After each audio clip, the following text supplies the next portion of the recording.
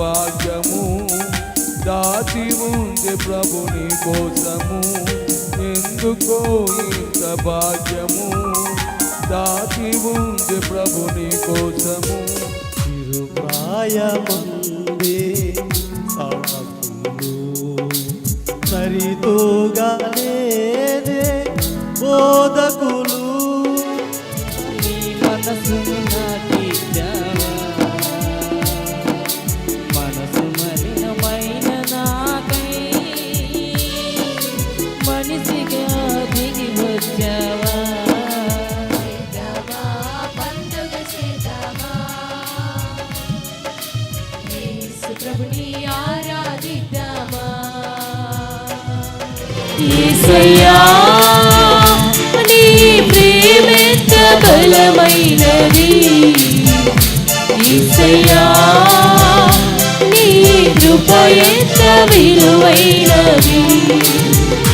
యేసయ్యా నీ ప్రేమెంత బలమైనది, యేసయ్యా నీ కృప ఎంత విలువైనది. సమయమందైనా ఏ స్థలమందైనా ఈ స్థితిలో నేనున్నా స్తుతి పాడేదెను. ఆరాధన ఆరాధన నా ప్రియ యేసు క్రీస్తుకే ఆరాధన ఆరాధన ఆరాధన నా ప్రియ యేసు క్రీస్తుకే ఆరాధన. ఇటువంటి గొప్పవారు అందరి పుట్టినరోజులు ఆ దేశానికి లేదా ఆ ప్రాంతానికి మట్టికి సంబంధించినవి ఉంటాయి. ఆ ప్రాంత ప్రజల మట్టికే జరుపుకుంటూ ఉంటారు. కానీ యేసు ప్రభు వారి పుట్టినరోజు ఈ క్రిస్మస్ని ప్రపంచవ్యాప్తంగా జరుపుకుంటున్నారు. ఎందుకంటే ఒక దేశానికో లేకపోతే ఒక రాష్ట్రానికో లేకపోతే ఒక ప్రాంతానికో ఆయన తన జీవితాన్ని త్యాగం చేయలేదు. యేసు ప్రభు వారు ఈ సమస్త మానవాళి కొరకు తన జీవితాన్ని త్యాగం చేశారు. యేసయ్యా యేసయ్యా రెండు చేతులు పైకెత్తి వెలిగెత్తి యేసయ్యా యేసయ్యా నా యేసయ్యా యేసయ్యా యేసయ్యా యేసయ్యా యేసయ్యా యేసయ్యా నా నీవే దేవా, నీవే నీవే నీవే దేవా. దాసత్వము నుండి నన్ను విడిపించి తండ్రి అని పిలిచే భాగ్యమునిచ్చెను. చివరిసారి అందరూ కలిసి నీవే నీవే నీవే దేవా, నీవే నీవే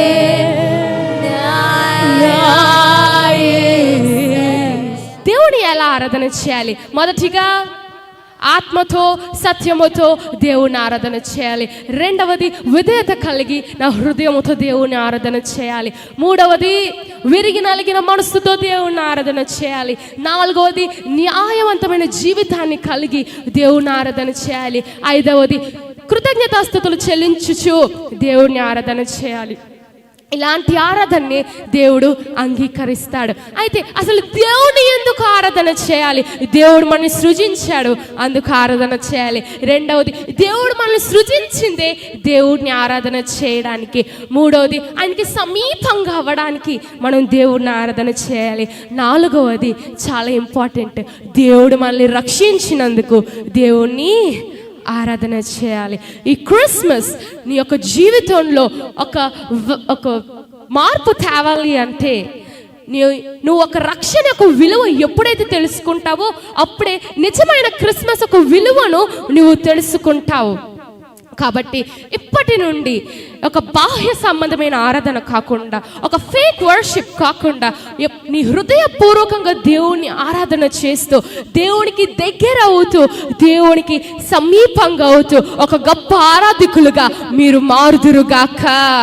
ఆమేన్. సంపూర్ణ సిద్ధినందా శుద్ధాత్మను నొసగి అందరూ కలిసి మరొకసారి సజీవయాగముగా, సజీవయాగముగా నా శరీరము సమర్పించి, ఆ సజీవయాగముగా నా శరీరము సమర్పించి కృషించి ప్రోణియగా పరిచితివి, కృషించి పోనీయగా. చప్పట్లు కొడుతూ అందరూ స్తోత్రం చెల్లించుము. స్తుతి ఆమేన్. స్తోత్రం చెల్లించుము, స్తుతి స్తోత్రం చెల్లించుము. యేసునాథుని మేలులు తలచి స్తుతి హల్లెలూయా. చాలా సమీపంగా ఉంది ఆయనకి రాకడ.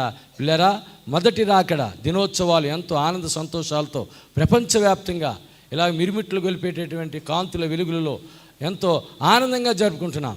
ఈ ఆనందానికి అర్థం చేకూరాలంటే ఆయన రెండవ రాకడలో రాబోతున్నాడు. ఇది 7వ స్తంభం. ఆయన వచ్చినప్పుడు మనం ఏం చేయాలంటే ధైర్యంగా ఆయనని ఎదుర్కోవాలి. ఆయన వరుడిగా రాబోతున్నాడు. మన వధువు సంఘంగా సిద్ధపడాలి.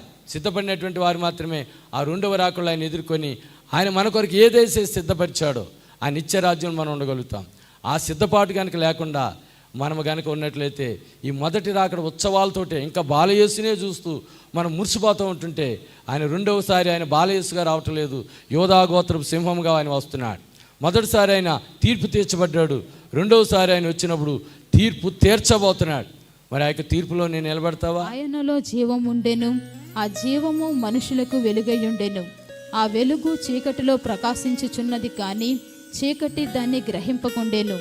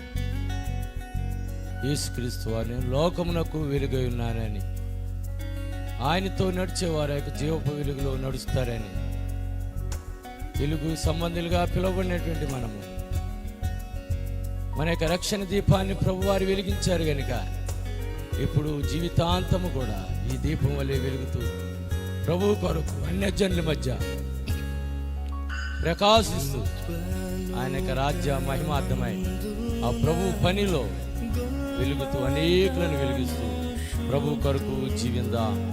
అట్టి కృప దేవుడు మనందరికీ దయచేయునుగాక.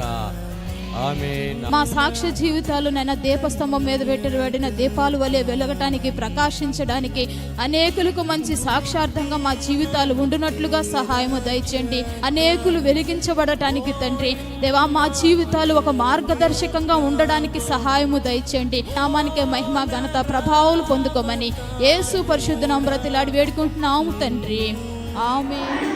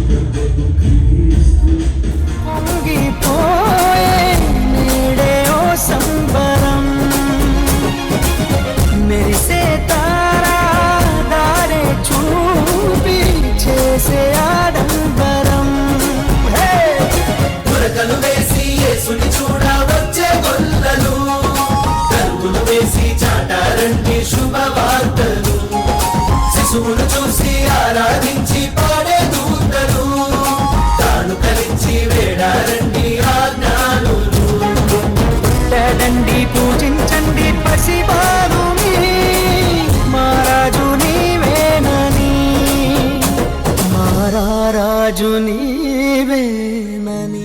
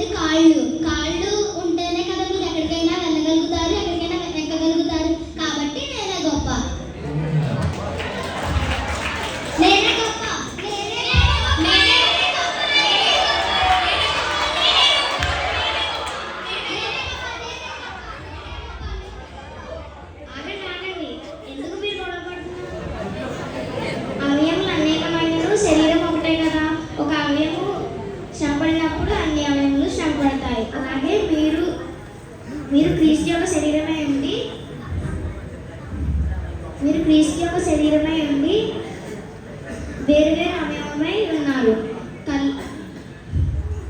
కళ్ళు ప్రాముఖ్యమైనవే, చెవులు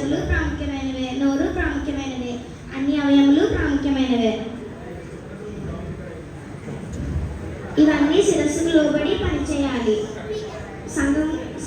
సంగమునకు శిరస్సు యేసుక్రీస్తు ప్రభువే. కాబట్టి మీరు దేనిని బట్టి హెచ్చించకూడదు, అతిశయించకూడదు. అన్ని సమానమే, అందరం సమానమే. ప్రియా స్టడీ అసలు ఏం బాగాలేదండి. బాగా చదువుతుందన్న కూతురు సరిగ్గా కాలేజీకి కూడా రావడం లేదండి. మేము అయ్యో రోజు వస్తుంది కదమ్మా. లేదండి, తన ఎగ్జామ్స్లో కూడా ఫెయిల్ అయింది. వచ్చి టీసీ కలెక్ట్ చేసుకోండి. టీసీరా ఎందుకు టీసీరా? నేను వచ్చి మాట్లాడతానమ్మా. బాగా చదివిస్తాను చిన్న కూతుర్ని. వచ్చి రేపు టీసీ తీసుకోండి.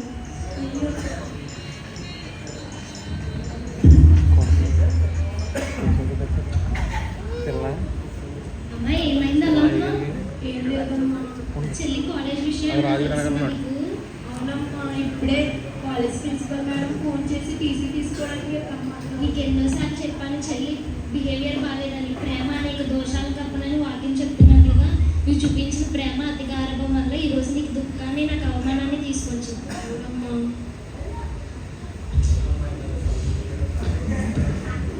అవునండి, ఈ కారణానికి మీరే పరిస్థితికి కారణం. నేనేం చేశానమ్మా? అంటే మీ అధికారం వల్ల మీ పిల్లల్ని చెడు చేసింది. ఎందుకంటే మీరు దేవుని రక్షణ అయితే పొంది ఉన్నారు, కానీ దేవుని సన్నిధానికి మీరు సరిగ్గా నడిపించలేకపోయారు. అలాగే ప్రతి ఆదివారం మన దైవజనులు కుటుంబాల కోసం పిల్లల కోసం చాలా జాగ్రత్తగా చెప్తున్నారు. దేవుడు మనతోనే మాట్లాడుతున్నారు. అనేక మంది కుటుంబాలు కట్టబడుతున్నాయి. మీరు కూడా దేవుని సన్నిధానికి వస్తే మీరు కూడా మంచి ప్రవర్తన కలిగి మంచిగా ఉంటారు. ఏంటి ఇక్కడ డిస్కషన్? నేనేం చేశాను? నీ ప్రవర్తన వల్ల వచ్చిన నష్టం కోసం మాట్లాడుకుంటున్నాను. నేనేం చేశాను? సప్లిమెంటరీలో ఫెయిల్ అంట. తెలిసింది. ప్రిన్సిపల్ మేడం టీసీ తీసుకోవడానికి రమ్మన్నారు రేపు. అవునా? నేనేం చేశాను? అవును, ఒకని ప్రవర్తన ఒకని దృష్టికి యథార్థంగా కనబడుతుంది, కానీ అది నాశనానికి దారి తీస్తుంది. నువ్వు చేసింది ఇదే. ఇప్పుడు నీ తల్లికి అవమానం వచ్చింది, నీ అక్కకేమో దుఃఖం నిలిచావు. సారీ అమ్మా, నీ ఫ్రీడమ్కి నీ మిస్యూజ్ చేసుకున్నాను. నీ ప్రేమని దుర్వినియోగం చేసుకున్నాను. సారీ అమ్మా. సారీ అక్క.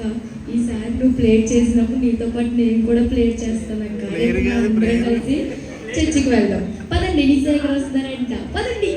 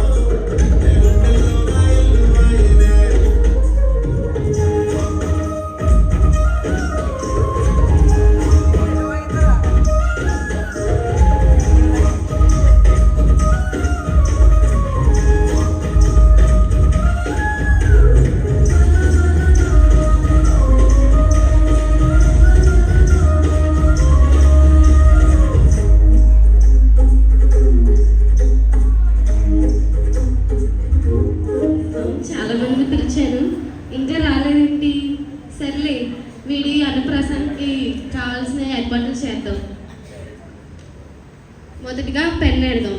ఈ పెన్ పెడతాను, వాడు ఇది పట్టుకున్నాడు అనుకో పెద్ద సైంటిస్ట్ అవుతాడు. నెక్స్ట్ బంగారం. ఇది లేకపోతే ఎలా? ఈ రోజుల్లో బంగారం లేనిదే ఏ పని అవ్వట్లేదు. ఇంకోటి అసలేం ఏదో మర్చిపోయాను,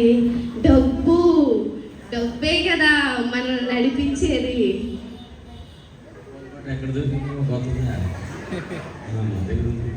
ఇంకా ఏదో మర్చిపోయానే, ఫోన్. ఈ ఫోన్ అనేది లేకపోతే ప్రపంచమే గడవట్లేదు కదా. ఈ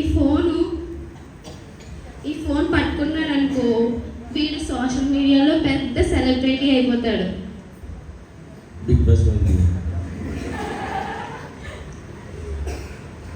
ఫుడ్